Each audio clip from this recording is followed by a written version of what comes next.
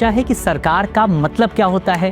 क्या प्रधानमंत्री ही सरकार हैं या सरकार से हमारा मतलब कानून बनाने वाली संसद से होता है, या फिर इन सब के बीच में न्यायपालिका की क्या भूमिका होती है? नमस्कार साथियों, मेरा नाम है अक्षय और आपका स्वागत है दृष्टि IAS चैनल की इस नई वीडियो में, जहां आज हम चर्चा करने वाले हैं सरकार और सरकार के अलग अलग अंगों के विषय में, जिसमें शामिल हैं विधायिका, कार्यपालिका और न्यायपालिका। हम ये भी देखेंगे कि ये तीनों अंग अलग अलग होते हुए भी हमारे देश के लोकतंत्र को कैसे संभाल करके रखते हैं।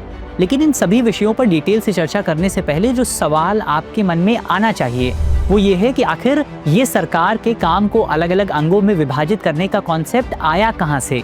इसे समझने के लिए हमें थोड़ा सा पीछे जाना पड़ेगा। मान लीजिए कि आप 12वीं शताब्दी की किसी रियासत के राजा हैं। अब बतौर राजा आपके पास बहुत सारी पावर्स हैं, जैसे आप कानून भी बना सकते हैं, उस कानून को लागू करने की पावर्स भी आपके पास है, और अगर आपकी प्रजा के साथ कुछ गलत होता है तो उन्हें न्याय देने की शक्ति भी आपके पास है।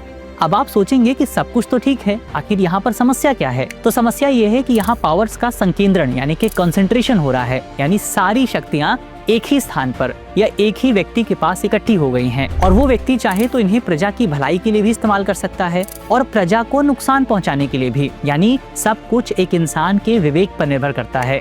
मगर आधुनिक जीवन में आप सब कुछ किसी व्यक्ति के विवेक पर नहीं छोड़ सकते हैं, और इसीलिए फ्रेंच न्यायवादी और दार्शनिक मॉन्टेस्क्यू ने सबसे पहले व्यवस्थित रूप से शक्तियों के पृथक्करण का सिद्धांत पेश किया था, जिसमें उन्होंने बताया कि सरकार की शक्तियां दरअसल किसी एक जगह पर संकेंद्रित नहीं होनी चाहिए, बल्कि इन शक्तियों को अलग अलग अंगों में विभाजित किया जाना चाहिए और उनके बीच भी चेक एंड बैलेंस बना रहना चाहिए, ताकि कोई भी एक अंग कभी ज्यादा शक्तिशाली न हो सके। आज ये विचार अलग अलग रूप में आपको दुनिया के कई सारे देशों में नजर आ जाएगा। चलिए अब चलते हैं भारत की तरफ। तो दुनिया के कई अन्य देशों की तरह भारत में भी आपको सरकार के 3 अंग यानी कि विधायिका, कार्यपालिका और न्यायपालिका देखने को मिलते हैं, और भारतीय संविधान में इनके बीच काफी सटीकता से बैलेंस बनाया गया है। आइए एक एक करके इन तीनों अंगों के विषय में विस्तार से बातचीत करते हैं। वैसे तो सैद्धांतिक रूप से तीनों अंगों को बराबर ही माना जाता है, पर क्योंकि लोकतंत्र का मतलब जनता के शासन से है और जनता का सीधा प्रतिनिधित्व आपको विधायिका में देखने को मिलता है, तो हम यहीं से शुरुआत करते हैं। सरल भाषा में कहें तो भारत में विधायिका वो संस्था है जो देश के लिए नियम और कानून बनाती है। ये लोकतंत्र का मूल आधार है, क्योंकि यहीं से जनता की आवाज संसद के जरिए सामने आती है। भारत में केंद्रीय विधायिका को संसद कहा जाता है, जो 2 सदनों में बटी हुई है। इसमें पहला सदन है लोकसभा, जिसमें विधायकों को जनता द्वारा सीधे चुना जाता है, जबकि दूसरा सदन है राज्यसभा, जिसके सदस्य राज्यों का प्रतिनिधित्व करते हैं।